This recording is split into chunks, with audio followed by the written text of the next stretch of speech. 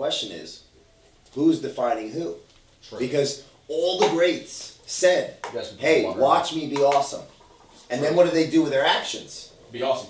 Okay, so the humble person is the person that says how awesome they are, because that's irrelevant, has nothing to do with anyone else but what they're saying for themselves. Yeah. How you perceive it is based on your arrogance, asshole. Because they're outwardly arrogant and introvertedly humble. What are they doing with their actions? Most people are outwardly humble. Oh, I'm not arrogant. Oh, when's the last time you you read a book or had a coach or did this to learn? Oh, well, I know what I'm doing. They're outwardly humble and they're introvertedly arrogant.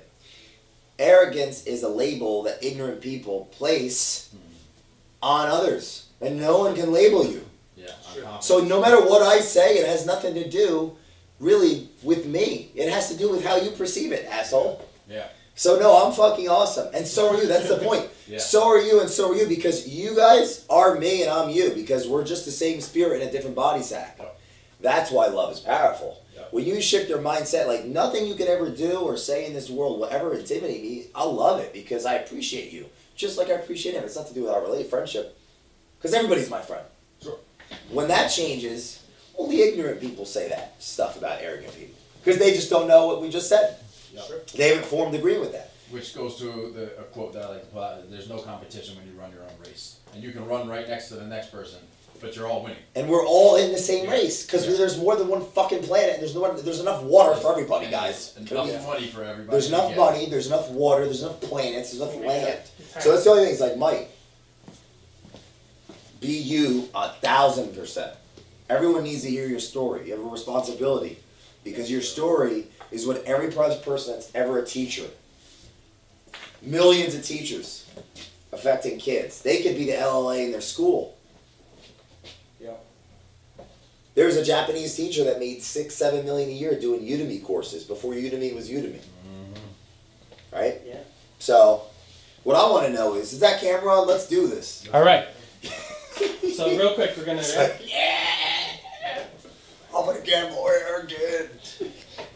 Man said it. All right, guys, ready? It's on. It's on. Hold on. The arrogant. Yeah, it's just that's a negative label. It's like Yeah. speak into existence. I'm awesome, Right. and you're too. I appreciate you. This is why. Yeah. I actually learned that from Ty Lopez. Really. Outwardly arrogant, introvertly humble, but like the difference of the Yeah, two. that's a good person to explain that. I'm very outwardly arrogant. Yeah. We're rolling. Ooh, you know. Right. Hey, guys, no, I'm gonna not say that again. Back out. All right, 3, 2, 1. So we are here, Jay Doran, CEO of Culture Matters, with Mike Ferraro, Yep. the LLA. Yes. I want to know because apparently I heard through a little birdie that you like to make phone calls. I like to make phone calls. So I want to hear about what it's like to call another human from the leading lifestyle agent. And this is a person, if you don't know, that did millions and millions and millions of dollars of real estate through the phone, correct? Mm-hmm. In a very short period of time, correct? Mm-hmm. And not just like, Mike the plumber's $200,000 listing, which is nothing wrong with that. Mm-hmm. But Mike the plumber's CEO boss with the $4 million whatever. How'd you do it, man? So that's a great question. I think I probably get that more than anybody when they hear my story in real estate. They're like, "Oh, great, you made all this money, but how?" Because everybody how, wants right? to know the how, right? Because they want to replicate that. So I try to.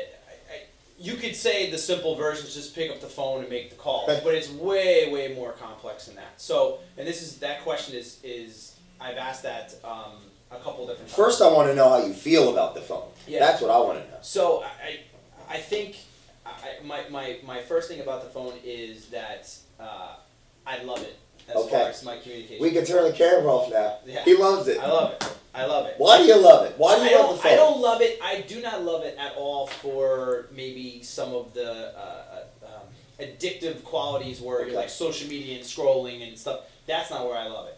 I love it because it gives you the opportunity, if you want to learn and really be educated as to what you can really do from it. From the perspective of a salesperson. Yeah, I want to know why you like the phone for cold people. The single biggest reason I am where I am or where I want to go, and my hopes and dreams are where they are and how high, and it's the single biggest thing I think that has probably propelled more people to be successful and say the last 20 years than anything else in the entire world. The single biggest. Which is what? The phone.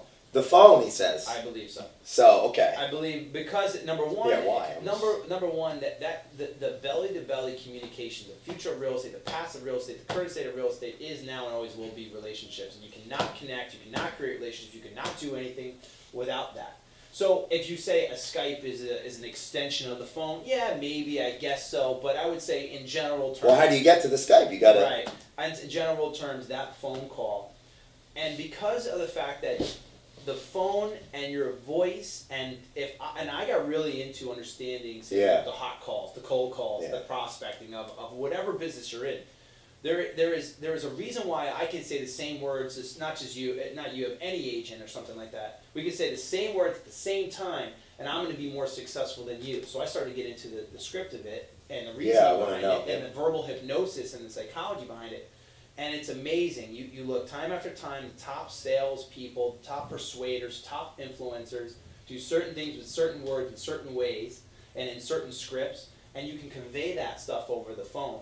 And I got so into it because I saw how powerful it was. I was able to pick up the phone, and I love the power that you can have. You can actually influence somebody, and again, all in the positive way. To better their because there's situation. also this unconscious flow that comes from you on the phone, where if you're not truly in full belief of yourself and what you can really get to somebody, it will not work fully.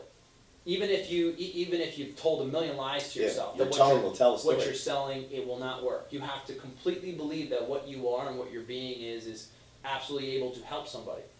It's like if I knew that I had the cure for cancer, I'm going to probably run out in the snow right now and stop cars with that kind of passion, because that's the belief I have so much in how many people I can help. So what I'm actually doing when I'm making, let's say, a prospecting call to somebody, and I know that I can really help them after we meet, because I know they want to sell their house. Yep. And I know I truly can help them more than anybody else, the passion, the way I say words, and the energy behind it can be felt. I really, truly can be felt on the other end of the phone. Not to get too hokey with it, but I think it's powerful. So let's talk about this, because everything you're saying, can't we relate?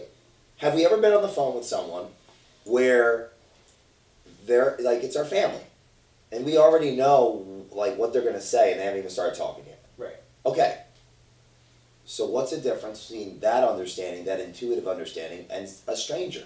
There is no difference. Exactly. And I love that you talked about the belief, because that's what I really would want for this video, is for anyone watching this, is if we don't believe in it, everyone will know it. Right.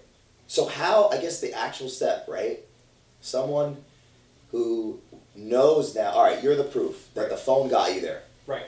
How did you change your belief of it? Or did you have to? If you did, how would someone, Yeah. So let's say you're starting off. I'm just, because we're talking about this. Let's say you're a prospector in any realm. You're selling credit cards. You're whatever it is. Okay. The first thing is what I'm actually going to do. The point of this phone call, is it fully, and do I fully truly believe that this is to benefit somebody? Because that's the first part. That is the full beat. Is this benefiting someone? Yes, truly. And until you can answer that, If it is not, and you know that I'm selling if you don't garbage, feel that way, yeah. if I don't really know how to do it and benefit you, if I'm really selling garbage, it's not. You need to leave and go to some place where you can understand. And I tell people when I coach people and they ask me this stuff, I said there's a whole backlog that you have to do prior to picking up the phone, because it's going to change the way you sound. It's going to change the energy on it. And it's going to change what happens after. It's going to change your motivation to continue to go. Yep. So you have a lot of back work to do. So figuring all that stuff out. Give me an idea at myself and everyone Okay. watching before we pop off here, because Sure. we can't give it all. Can't give it all We got away. more of these. No, Yeah. can't give it all away. Where does someone start if they want to prepare mentally and physically to be ready for the phone Okay. to help people? Okay. So let's use real estate. Okay. Okay. If I'm going to call somebody like an expired, they want to sell their An house. expired what? Expired. They expired? Like milk? No. They had a house. They had a house. They had a house, They wanted okay. to sell it. Okay. Their agent wasn't able to sell it. So now I'm going to call them. So let's say you're an agent and you're saying, oh, I'm going to call them because I want to get a listing appointment. And I would say, great. How do you sell their house? And you go, well, I don't know. I said, do you think you could do a better job of selling their house than anybody else? Could you get them more money than anybody else? I think so. How? don't know. Oh, until they know that. If you don't know, why would you pick up the phone? And you know what? You know when as soon as that question Wow, injects, that's even good. because again, you don't really know. It's completely unethical. You don't know until you know. That's right. You need to go back. You need to figure that out first. Holy, that's a good advice, actually. And Seriously. start backwards, Huh. and that's how it needs to be done.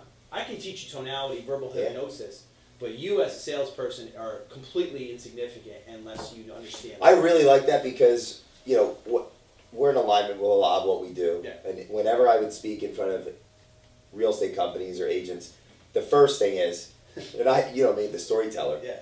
It's in 1887, Alexander Graham Bell was like, Watson, get over here. Right. And the phone was to save time. Sure. So these are just the questions that we need to ask to know if we can help someone or not. Sure. And it is always that confidence thing. Like, new agent really doesn't know how to help people, Right. but wants to. Until they know how they help people, Right.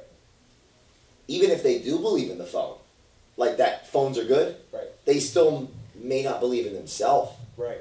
Massive paradigm shift. Yeah. I think when the two of those things are together, Yeah. like if they believe in the phone, if they believe in that a script is just the questions you need to ask, and they believe in themselves, what do you think? Well, 100%.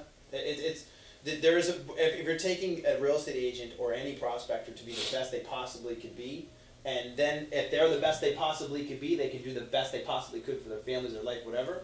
Then it starts with that. It starts with that. It starts with that. What are you doing? What is the goal of the conversation? Where does it lead to? And what is the end? Start with the end in mind.